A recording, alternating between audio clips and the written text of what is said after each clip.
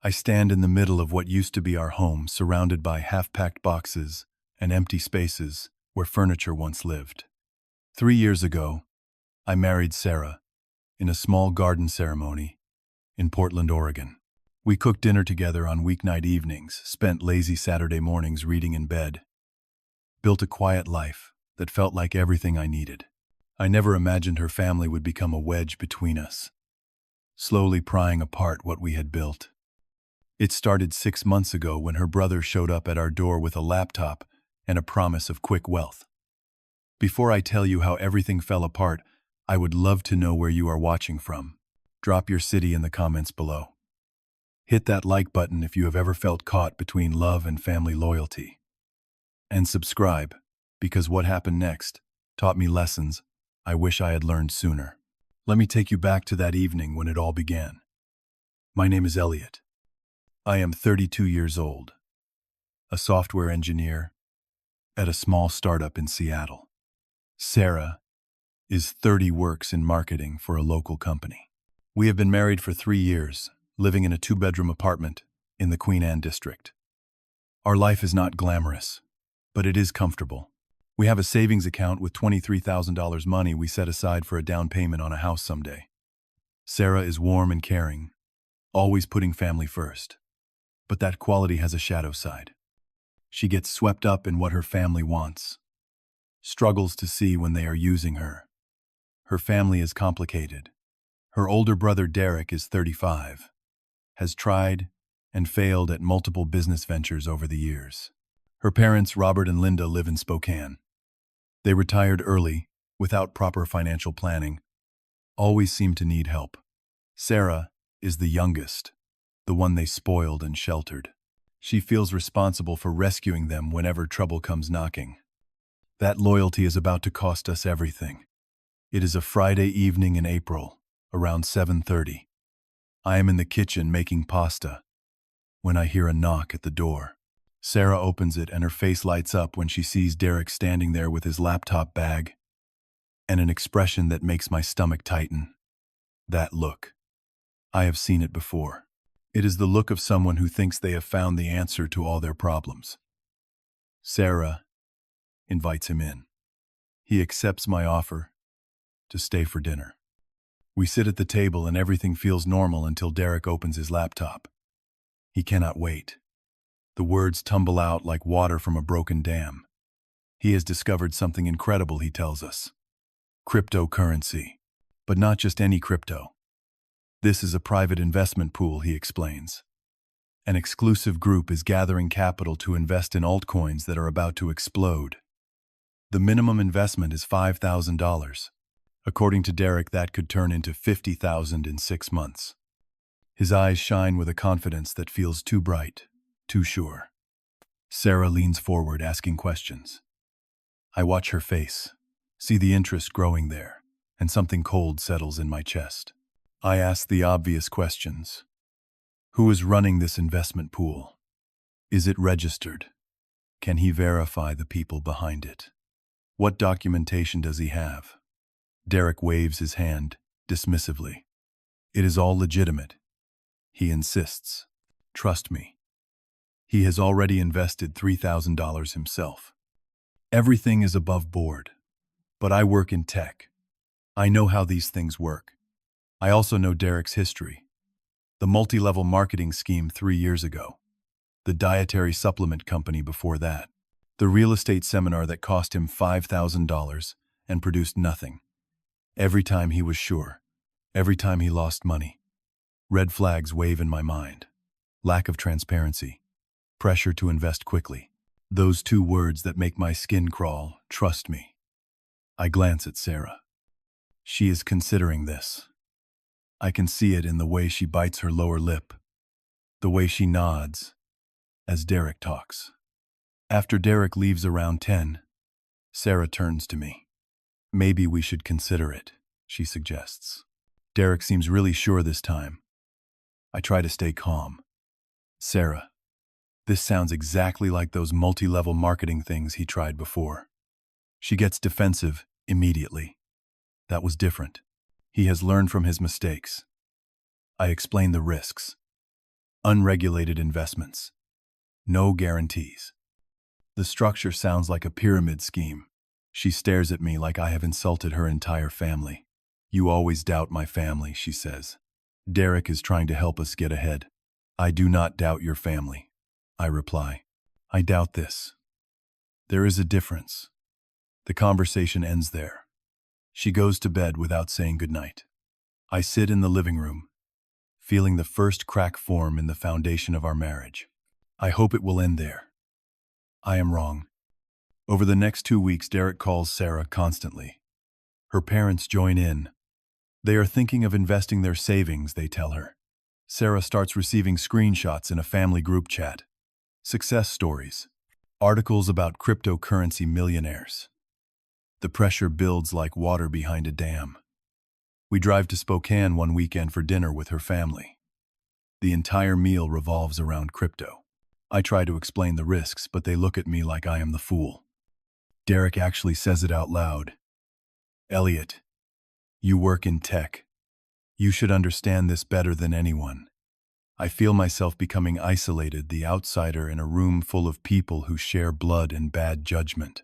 Sarah barely speaks to me on the drive home. She spends more time on her phone texting her family. The distance between us grows wider every day. 2 weeks later, Sarah asks me to attend a family meeting at her parents' house in Spokane. I do not want to go, but I agree, because she asks. It is a Sunday afternoon. The drive takes 2.5 hours. We barely speak. The silence in the car feels heavier than words. When we arrive, everyone is there. Robert and Linda Derek, Sarah's older sister Jenna, who is 33 and works as a dental hygienist. They sit around the coffee table in the living room, like a board meeting. Derek has his laptop ready, slides prepared. He launches into a presentation. Charts showing projected returns. Screenshots of investor testimonials that look suspiciously generic. A breakdown of the investment tiers. Minimum 5,000, he says, but 10,000 is recommended for maximum growth. There is a 6-month lock-in period, then monthly returns after that. This is our chance as a family to build real wealth together, Derek says, his voice full of conviction. Then they turn their attention to me. Robert speaks first. Elliot, we trust you with our daughter. We hope you trust us with this. Linda adds her voice. Derek has done all the research. We are all investing. Jenna chimes in. She is putting in $7,000. This could pay off her student loans, she says. Sarah looks at me with hope in her eyes. She wants me to say yes. She wants me to join her family in this leap of faith. I take a breath. I appreciate you including me in this discussion, but I cannot support investing our savings into something this risky. I explain it as clearly as I can. No regulation. No verifiable track record. High-pressure tactics are classic red flags. If you all want to invest your own money, that is your choice. But I cannot risk what Sarah and I have saved. The room goes silent. Then Derek's voice cuts through. So you are saying we are all idiots? I am saying I need more proof before investing our future. Sarah stares at her hands. She does not defend me. She does not defend them either. She just sits there caught in the middle. The drive back to Seattle is worse than the drive there. We are almost home before Sarah speaks. They are really disappointed in you, Elliot. I am protecting us, Sarah. That is my job. Or maybe you are just too scared to take any risks. Then she drops the bomb. I already told Derek we would invest $8,000. My hands tighten on the steering wheel. What? Without discussing with me, I knew you would say no. My family needs this. That is our money, Sarah. For our house. It is an investment. We will get it back multiplied. I am not agreeing to this. It is already done. I transferred the money yesterday. I have to pull into a gas station parking lot because my hands are shaking too hard to drive safely. We sit there in the harsh fluorescent light, and I try to understand how we got here. How could you do this without me? We are supposed to be partners. She is crying now. My family is counting on me. Derek promised this would work. And what if it does not? What if we lose everything? You do not believe in my family. You never have. That is not fair. I am trying to protect our future. We drive the rest of the way in silence. When we get home, Sarah locks herself in the bedroom. I sleep on the couch, staring at the ceiling, feeling like a stranger in my own life. The next 3 weeks are hell. We barely speak. Sarah spends hours on the phone with her family. Derek updates her daily about the investment's progress.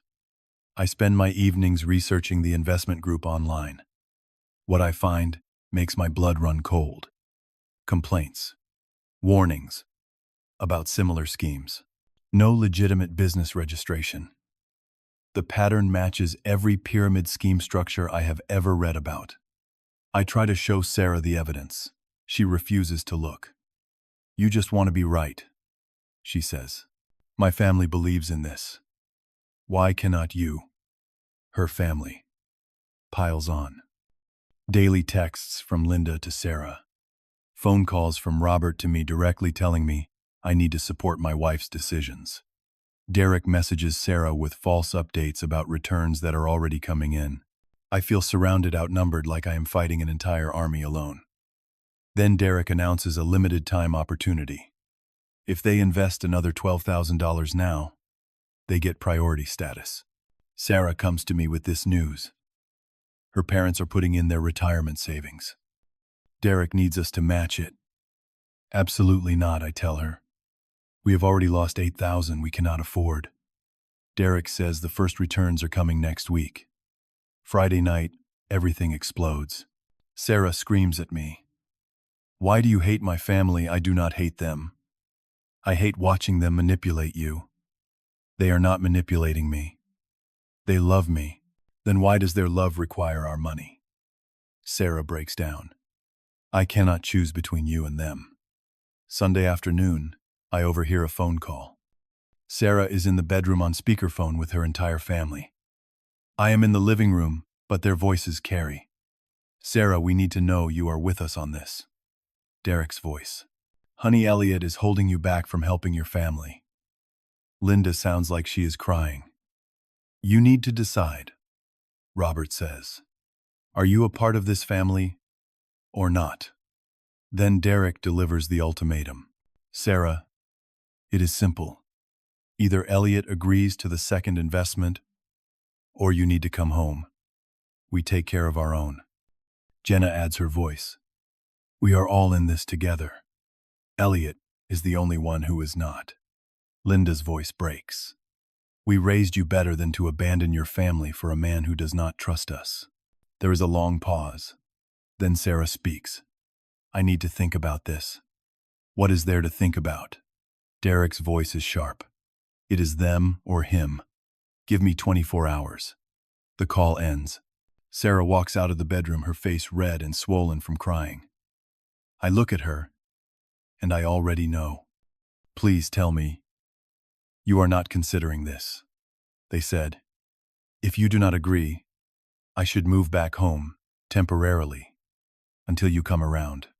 Sarah, they are manipulating you. Can you see that? They are my family, Elliot. They have been there my whole life. You have been here 3 years. Her words hit me like a physical blow. So that is how you measure love. By years, I do not know anymore. I just know I cannot lose them. If you choose to go, I will not stop you. But I will not be here when you come back. You are giving me an ultimatum too. No, I am telling you the truth.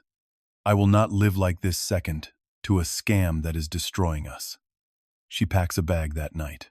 Leaves Monday morning. Her last words. When you are ready to apologize and support my family, call me. I watch her drive away and say nothing. The first week alone, I go through the motions. Work, home, sleep. I feel numb. I check our joint bank account and see Sarah has been making small withdrawals. Derek calls me one evening. You ready to stop being stubborn? I hang up and block his number. I spend my evenings doing what I should have done from the beginning. Real research. Deep research. I find forum posts from victims. People who invested everything into schemes like this and lost it all. I discover the investment group is run by a man named Marcus Huang, who has a history of financial fraud. I document everything. Screenshots, testimonials, legal complaints filed in 3 different states. I contact a lawyer and file a report with the Washington State Securities Division. The lawyer is honest with me. These cases take months, but you may recover some funds if they act fast. That conversation changes something in me. I realize I cannot control Sarah's choices. I can only control my own. If she chooses her family's delusion over our marriage, then I need to choose myself. I make a plan. I consult a divorce attorney about legal separation. I document the unauthorized withdrawal of $8,000. I search for apartments and find a 1-bedroom place in Fremont. The rent is reasonable. I sign the lease, pay first month, and deposit $4,800 from my personal savings money I had before we got married. I start moving my belongings slowly, a few boxes at a time. 3 weeks after Sarah left, the news breaks. Marcus Huang arrested for fraud. The investment pool was a Ponzi scheme. Investors will likely lose 90% of their money.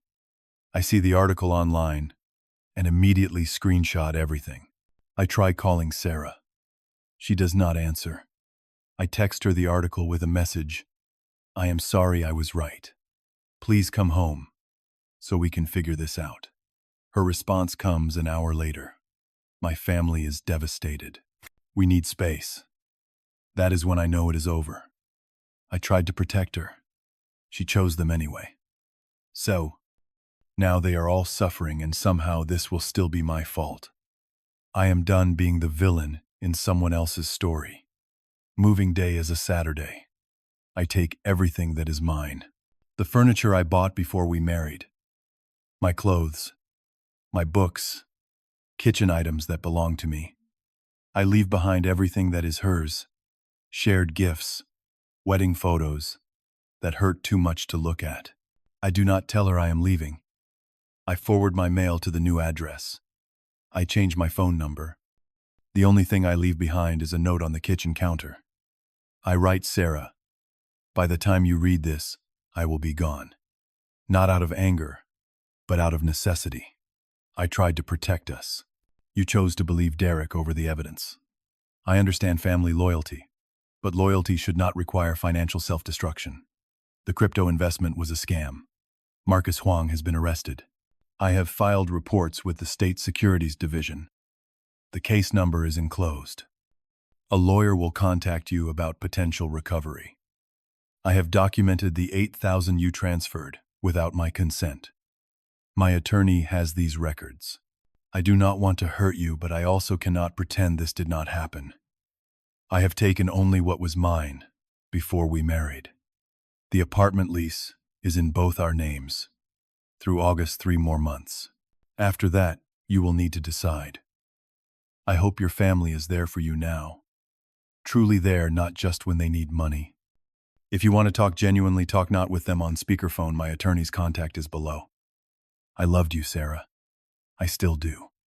But I will not disappear into someone else's delusions. Elliot.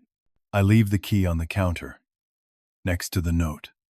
I close the door quietly behind me. I drive to my new apartment and do not look back. 4 days later, on a Wednesday, Sarah returns. She has been staying with her family in Spokane, trying to process that the investment is gone. Her family is in chaos. Derek has disappeared. Her parents' retirement savings are gone. Jenna is panicking about her $7,000. Sarah wants comfort and support. She drives back to Seattle, expecting to find me waiting. She unlocks the apartment door and immediately senses something wrong. My desk is gone. My computer setup gone. She walks to the closet, half empty. The living room. The couch is gone. It was mine. The television is gone. Also mine. The bookshelf. Gone. In the kitchen, my coffee maker is missing. My cast iron skillet. My knife set. In the bedroom, my side of the bed is stripped. My nightstand is gone. She stands in the middle of the empty apartment and finds my note on the kitchen counter. Her hands shake as she reads it. She reads it again and again. The realization hits her like cold water. I am actually gone. Not temporarily. Gone. She tries to contact me. My phone number is disconnected. She calls my work. They tell her I requested my emergency contact be changed. She checks the bank account. My paychecks are going to a separate account now. She emails me. No response. She drives to my office building. Security will not let her up without my authorization. She sits in the empty apartment and looks around at what is left. This is the result of her choice. Her family destroyed their savings. I tried to warn her. She chose them over me. Now, she has neither the money nor the marriage. Her mother calls. Where are you? We need you here. Elliot is gone. He moved out. Good. He was toxic anyway. Come home, honey. Sarah hears those words and finally sees the pattern.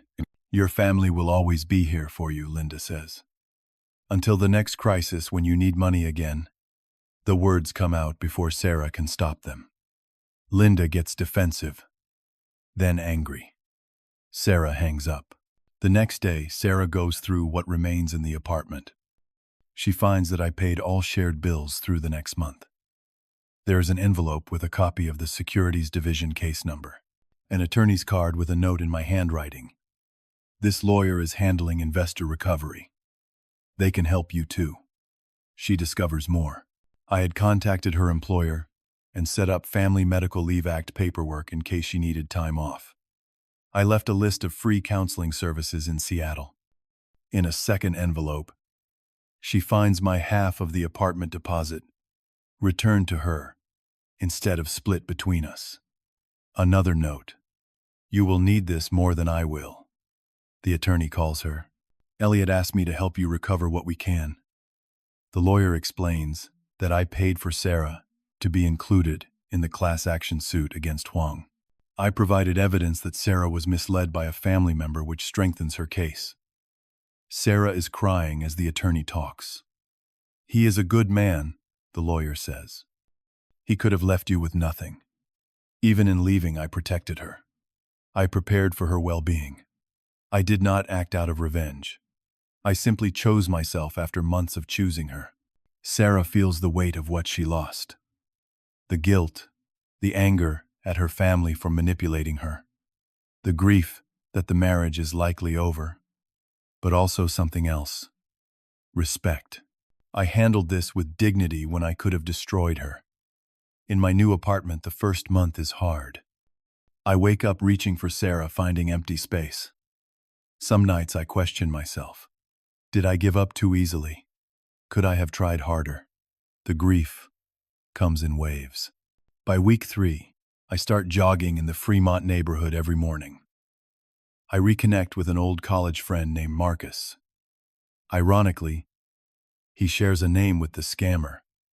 But this Marcus is genuine. He takes me out for coffee and listens to the whole story. You did the right thing, man, he tells me. You cannot save someone who does not want saving. In months 2 and 3, I throw myself into work. A promotion opportunity comes up and I take it. I start going to therapy. My therapist helps me understand codependency and boundaries. Love is not sacrifice without limits, she tells me. It is partnership with mutual respect. I take a cooking class, something I always wanted to do, but Sarah was never interested in. I meet new people. I am not ready to date, but friendships form. I remember what it feels like to be myself without walking on eggshells. In the 4th month, my attorney updates me. The legal action recovered 42% of the investment funds. My share comes to $3,360. Not everything, but something. I learned to accept imperfect resolutions. Life does not always wrap up neatly.